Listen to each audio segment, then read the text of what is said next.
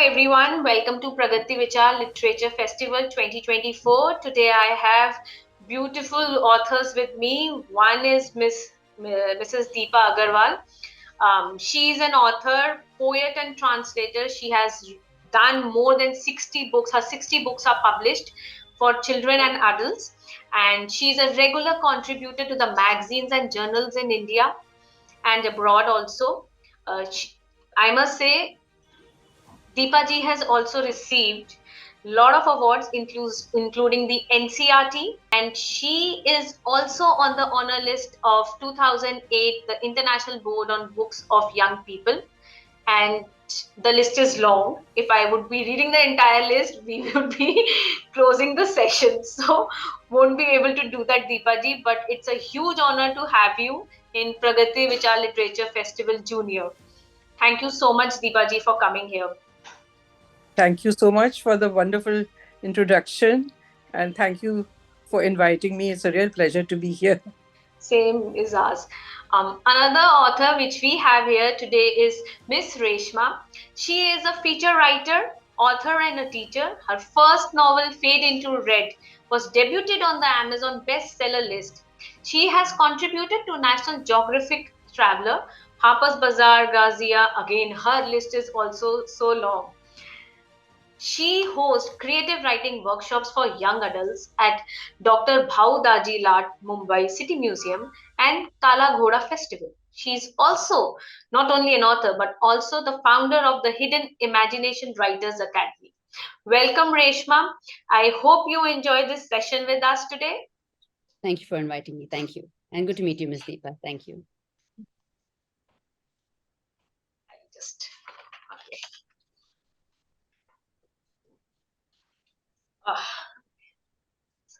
So, Deepaji, you have been writing for so long, and what do you think that these young adult literature in India have contributed? The authors like you have contributed. How important it is for today young readers to find such stories which reflect our culture, our experiences, and what do you think? How specifically you have written more than 60 books? How these books achieved that idea of teaching the young adults the art and culture? Well, yes, I feel it's very important that the books we write reflect our culture and our identity, and the day-to-day life of children, because that's what's very important. They can identify with the characters, and they in that, and then these books become really, in a way, therapeutic for them, and also of interest, because we are writing about their lives. So I've written for different age groups, and Yes. my among my young adult books there is historical fiction, there is fantasy, there's also non-fiction. In fact, my latest book is the Arthashastra for children. This is a retelling of Kautilya's Arthashastra, because I felt it was really important that youngsters should know about this heritage work, and Absolutely. feel that as future citizens it also gives them uh, an insight into how, what good governance is, and also to take pride in the fact that a book like this was compiled, a work, a treatise, it was compiled in our country over 2000 years ago. And also, uh, young people, this is the age when they are thinking of their careers.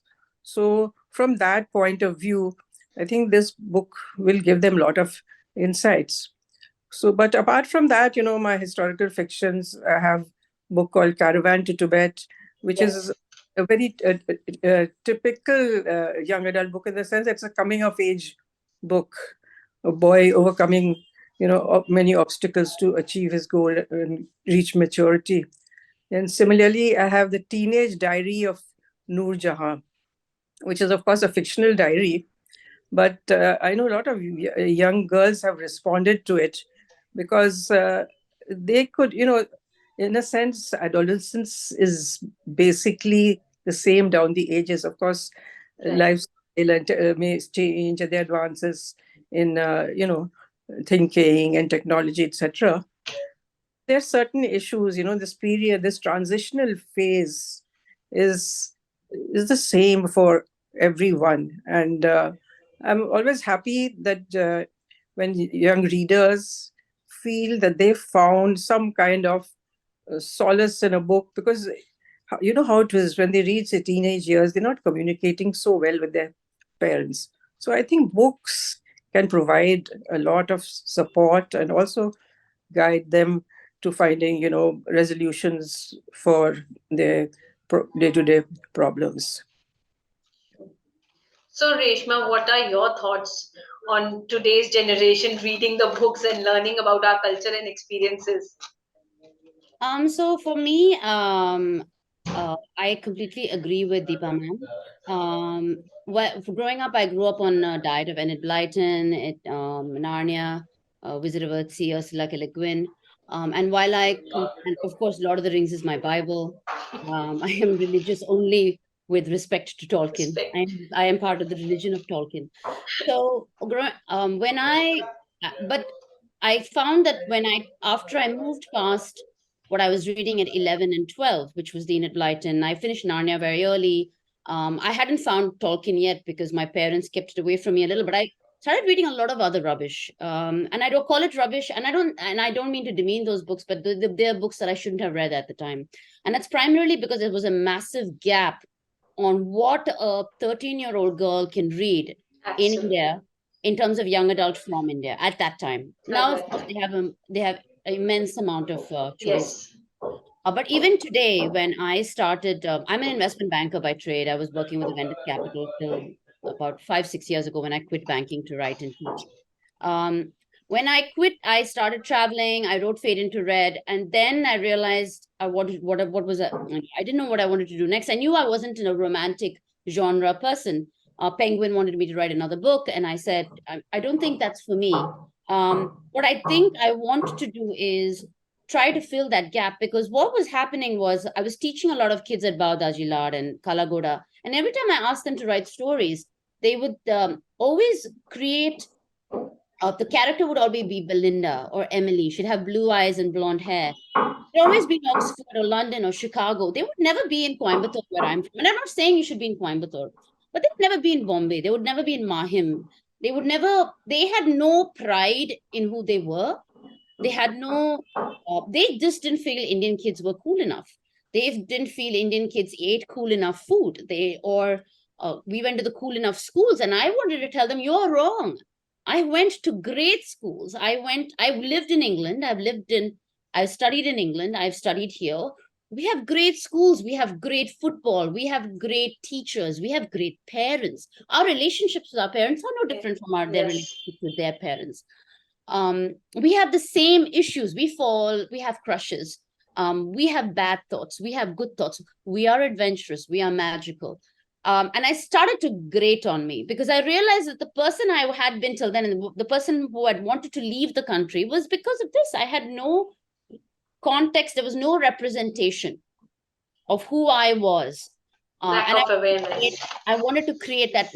And it was not about awareness. It was not about culture. It was not about preaching. It was not about missions, nothing. I wanted them to have fun, and I wanted them to see themselves in the stories they read.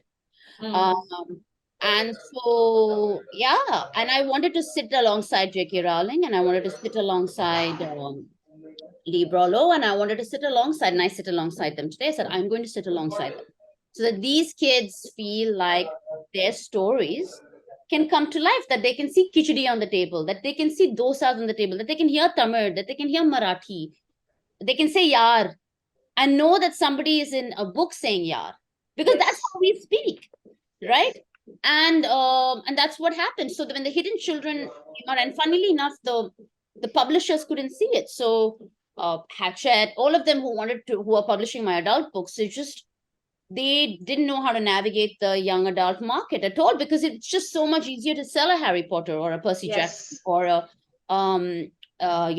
all of them. It is just easier to sell them.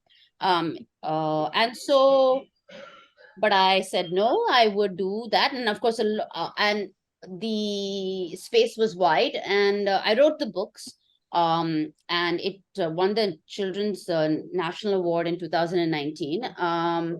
And it did, and I had to go sell it in schools myself because bookstores didn't know what to do with it, and eventually bookstores started carrying it.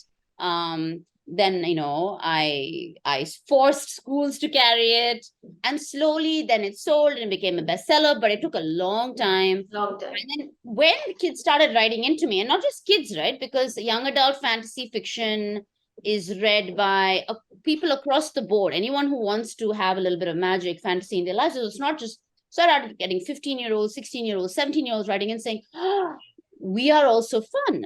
It's so nice to see our voices heard.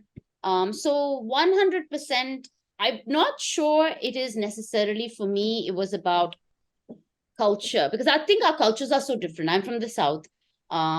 Culturally, we are a great, beautiful, diverse country. And I also wondered, and I was really annoyed that a lot of the kids didn't know where the Nilgiris was, but they knew where the Grand Canyon was. yes, it's That still they true. didn't know where Assam was, but they knew where Oxford was. It just blew my mind. And I said that and the only way you can do that is through fun storytelling. But to allow these kids to be able to travel and see these places, Elephanta Caves. So my first book is based out of Bombay. They go, this it's a magical tree in Mahim. And she finds out who she is, but she's also lived abroad. So she's also trying to find herself, much like I was. And the second book then takes them down south to Coimbatore and the Nilgiris. I don't know where I plan to go with the third and the fourth. But for me, it's a sense of getting a geography, a sense of how diverse we are as a people. That we are Christian, Muslim, Hindu in a book.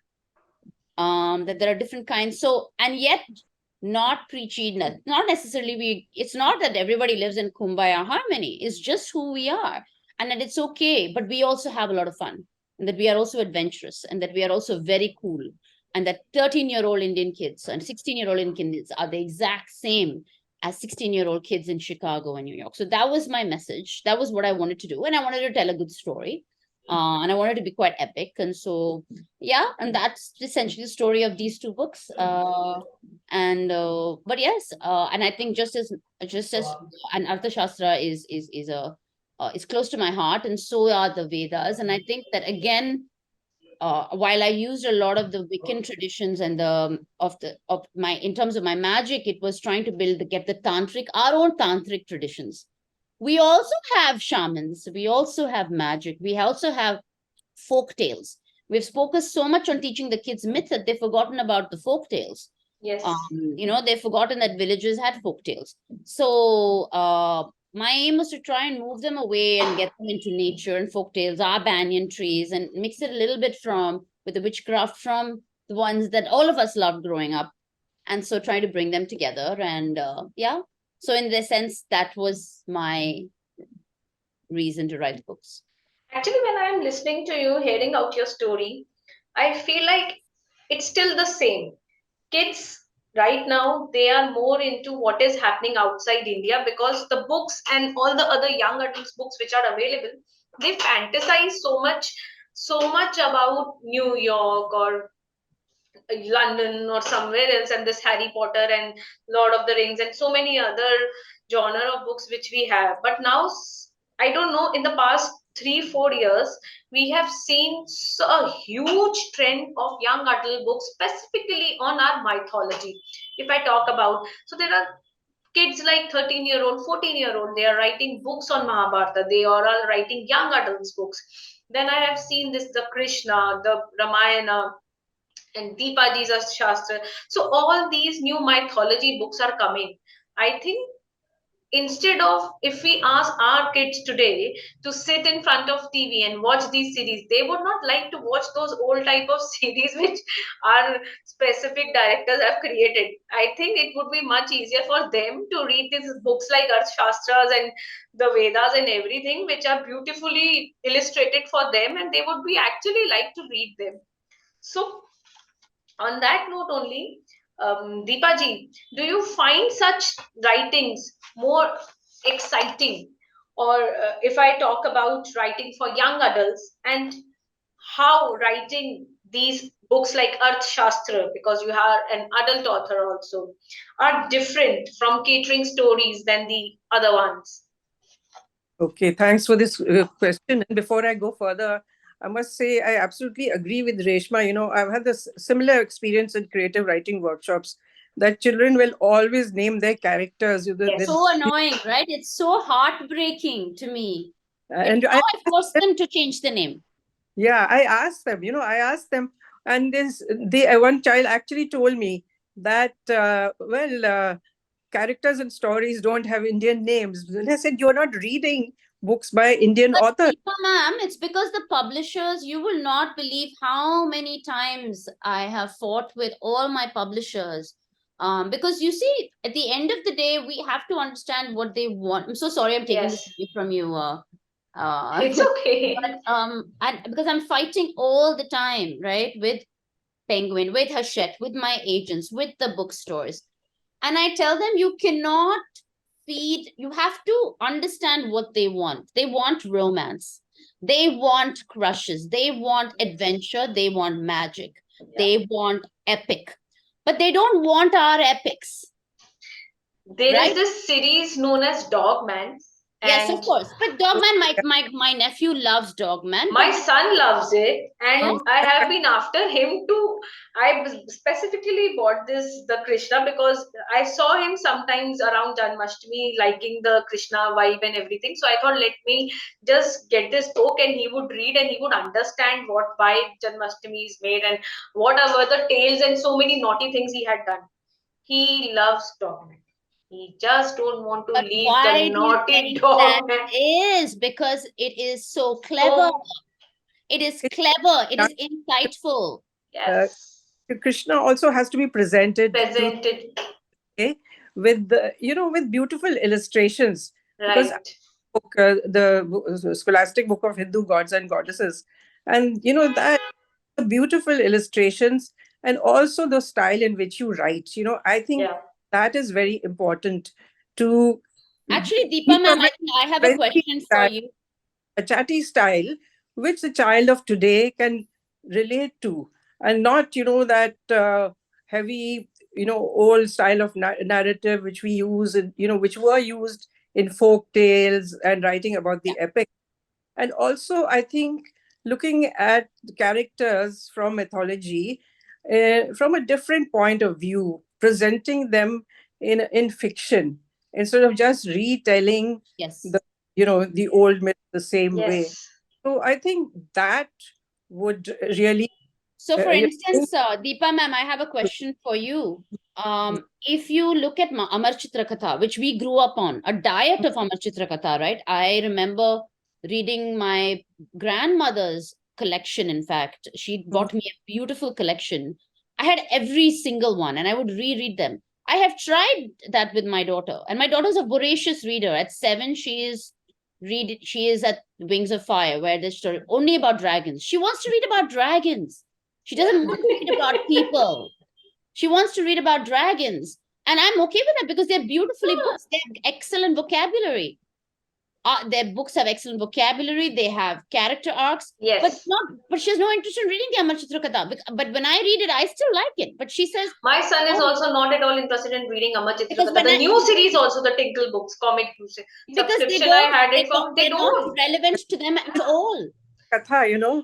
I think Amar Chitra Katha, for a particular generation or some generations, it worked very well. Yeah. Yes, But it did. what the child today is exposed to, and there is this thing about transmedia, and Yes. they are exposed to stories from so many different mediums. Yeah. So you have to add that same excitement and project characters in a way that that really holds their attention, because again, it's about attention span. Attentions. And again, I keep telling my grandson, why do you keep reading Dogman? But excited about in the new Dogman The book. book, you have to see the Dogman book. It's so beautifully illustrated. It has that comic bubbles and everything. Definitely, every child will be curious to No, see that. it was no, Read no. that. But no. But my dog. That's what I'm trying to say. So she never got into comics. But even she's reading chapter books. So she's reading Wings of Fire. These are like Narnia. These are really big books. But Yes, she will not read. I have tried getting her. Have you guys heard of Deepak Dalal? yes. Yes, He's of a course. fantastic writer. He is. Yes. He is. But when she started reading Deepak Dalal, and she started reading Deepak Dalal, she said, "But mom, it's not conversational. Con. It Oh, is. It's too. And Wings of Fire has the same vocabulary. It is, but it is far. It is. So I think what we need to do, and I mean, I really did this in the Hidden Children, and I keep telling when I meet young adult writers, and I said, you have to write more for 15, and we have to for 15, 16 year olds. Yeah. 17-year-olds. We have to write for the 12, 13, 14, 15 bracket because that's what's missing. And then we have to take religion out of it.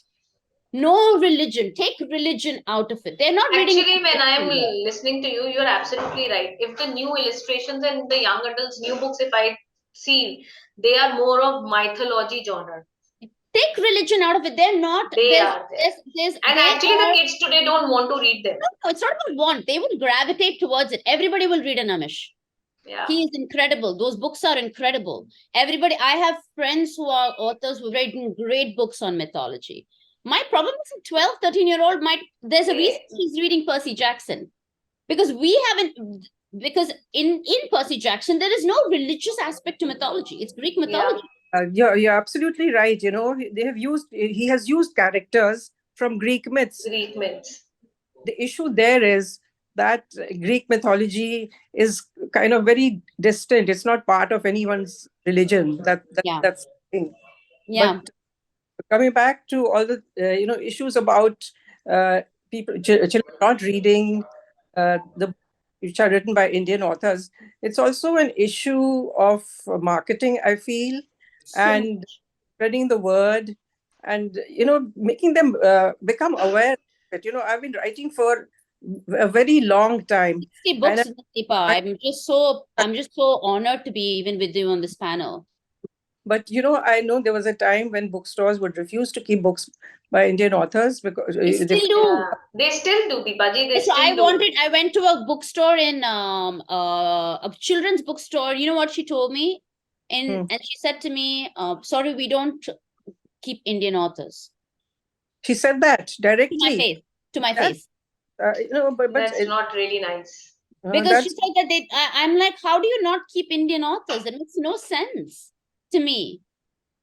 see that's Um, a catch 22 question, because the thing is, unless people are aware of them, unless books are talked about, and I'm talking about a long time back, I had started this book club for children in the India Habitat Center, and our aim was to make children aware of the books that our writers were producing. And I did it for about 10 years, and it worked very well, and the schools were very responsive. But of course, since then things have changed, no, they and really have. They really have. But I think the it even in the Lit Fest, if I go to let's say a Kolkata Lit Fest or a Bangalore, I just did Bangalore Lit Fest. I just did Dehradun Lit Fest.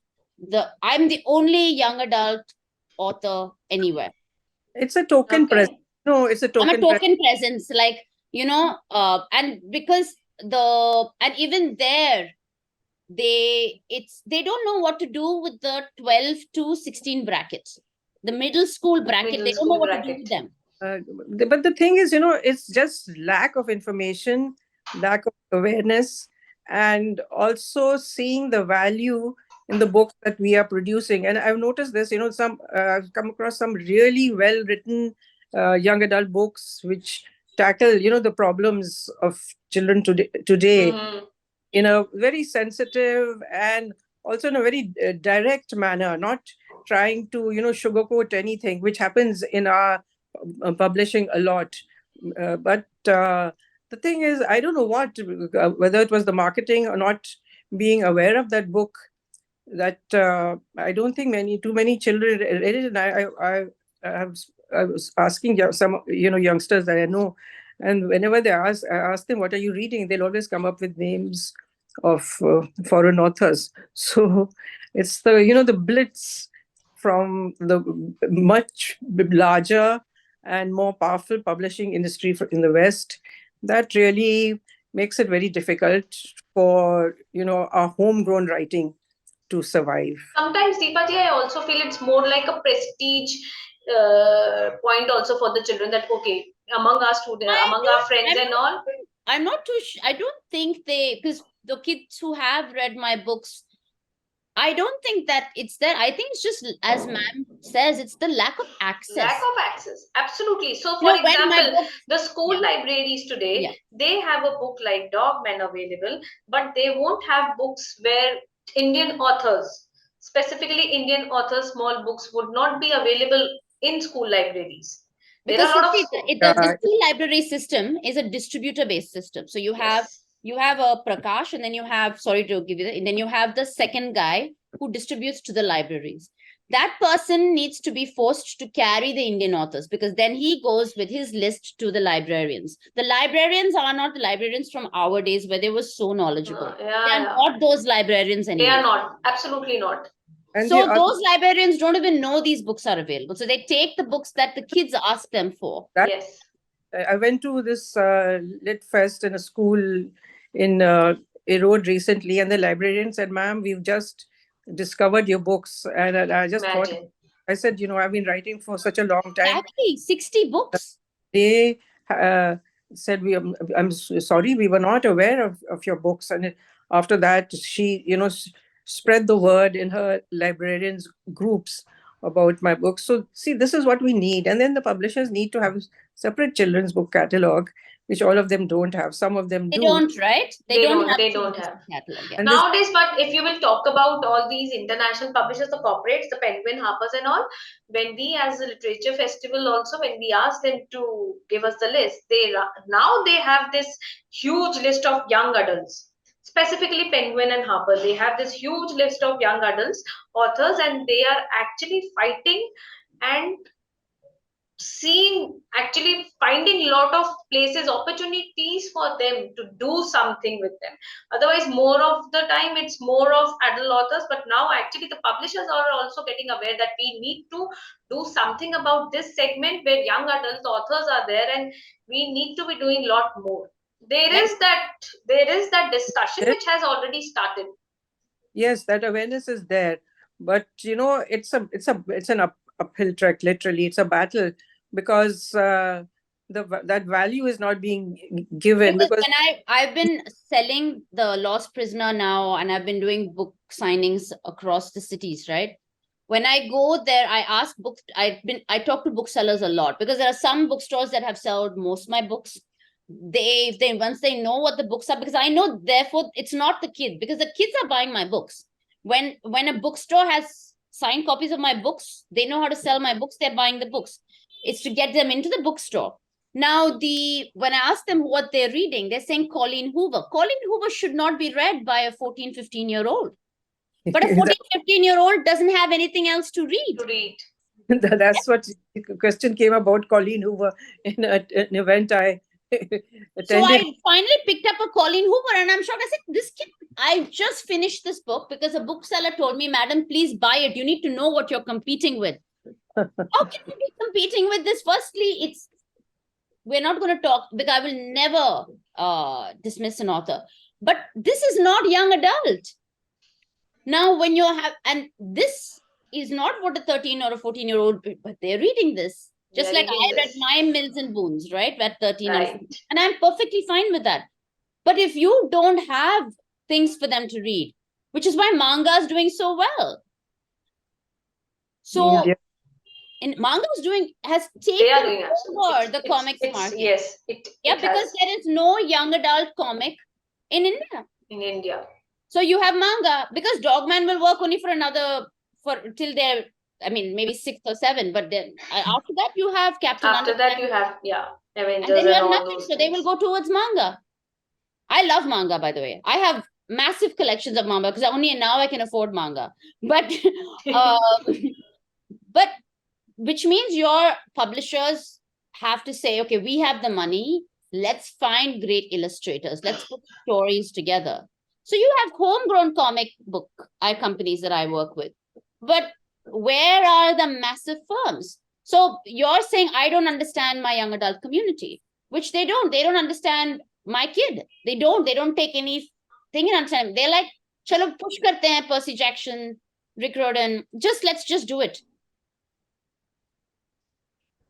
But definitely, we know we have wonderful illustrators, Yeah, authors who have all kinds of great story ideas, but it's just, putting the work together and hard work, taking it out and pushing it, making it pushing it. visible, Yeah. making these books trend so that, every child wants to read that particular book. So that is what is needed. And this is the gap that and then what happens when books don't sell, then the publishers themselves get discouraged. They feel, why should we invest money? Yeah, but the book takes time to sell, and I think So you get a market presence yeah, to, people to know that this book is there and it's good for the word to spread. yes. And so it takes time. But yeah, the young adult market in our country is not really It's not good. thriving. It's not I thriving, would and it's not. And I do agree that kids are. It's not that kids are not reading less. I agree that kids They are are, reading less, they are leading but more, there in are fact. enough kids who are reading. The say, number actually says there are the new generation of parents. They want their kids to read more books. Yeah. So actually, this bedtime story routine and everything, because of those routines, the books have been introduced among the children's life.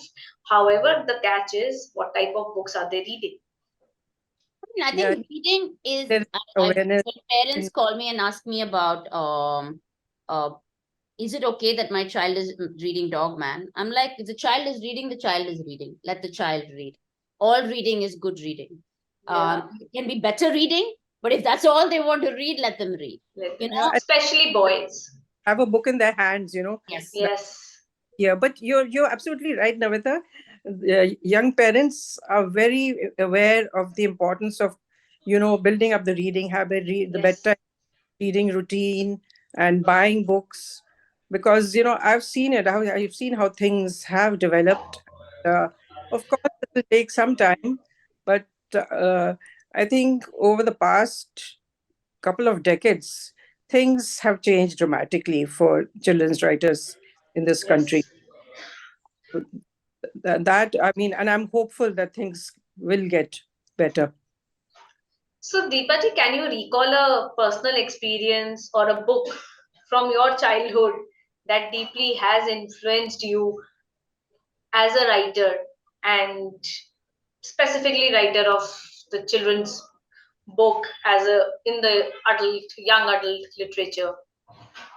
Well, I'm thinking of the experience of reading A Catcher in the Rye by J.D. Salinger. This I read this book in my college days, and it left a huge impact on me because it's about the alienation of a 16-year-old boy, and the generation gap, and it left such a huge impact on me that later on, when I started writing for children, this idea would come back to me. And in fact, I once wrote a short story also about a young boy running away from home, because I think so that influence was so strong. But again, though it is called one of the very famous young adult books, it is actually the kind of books that we are writing. We tend to go in for happy endings. So, but all the same, I feel this character, Holden Caulfield, definitely left an impact on me. What about you, Reshma? Which character has left an impact on you Who has influenced you that you started writing? I have too many. I have everything from Robin Hobb to Wizard of Gutsy. For me, I think in terms of indelible impact, in terms of my writing, I'm deeply influenced by Stephen King. Deeply influenced by Stephen King. Tolkien. Lord of the Rings is my Bible. I read it all the time. J.K. Rowling, I used to read once a year the entire series until 3 years because I grew up on that. I was 14 when the first book came out. 15, and then I followed that upwards. So I think but also books I've read post that, like Exodus, Leon Uris, in terms of epics, everything from A Gone with the Wind. I think for me, though, if it had to be one book, I think which has influenced the way I look at my writing, probably be Lord of the Rings. Yeah, the Tolkien. I think for me, in terms of what the worlds I'd like to create from a world creation, my own personal writing, as in my personal writing, and why I got into fantasy. So all my writers would probably be fantasy or horror or supernatural writers. Even so, yeah, that would probably be the indelible mark. And Hilary Mantel is a huge. I'm a huge. So I read her if I get, like, if I'm lost my way, I need inspiration, I'll go read some Hilary Mantel. Nice. And I would be Wolf Hall is probably, Wolf Hall I think would be the other book. All right, that's nice to hear. So, if you have the book with you for which you are participating in the festival, I would like you to show it to the audience and tell them why they should read your book. Deepa ji is ready. I But knew I kept this out for a reason. Arthashastra for children. Probably I'll buy it immediately. I wrote a biography of Chanakya about 10 years back. And at that time, I read a translation of the Arthashastra. And I must say, I was absolutely blown away by the range of the book, the vast scope of ideas. And it was really a revelation for me that a book of this kind, a huge treatise, was compiled in our country 2000 years ago. And the idea kept going around in my head that why haven't I discovered the Arthashastra earlier? And of course, I could understand it. It's not a book for easy reading or comfortable leisure reading. But I thought if I made a modified, retold version for children, at least they would get an idea of what these theories of good governance are about. Because after all, we are all citizens of a country, and we should be aware of, because it impacts our lives so greatly. Good governance, makes or breaks your daily routine. So I felt it was really important to at least uh, communicate all these theories in a readable and accessible form. So that is why I feel that anyone who's interested in knowing how governance should be, what is the best way to run a country, they should read the Arthashastra. Beautiful, beautiful, Deepaji. What about you, dear? I'm here for this book, The Lost Prisoner. It is a sequel to my first book, The Hidden Children. The Hidden Children poses the question, what would you do if somebody told you could speak to a butterfly? And what price would you pay to be extraordinary? And so during the process, a girl called Shui is asked that question.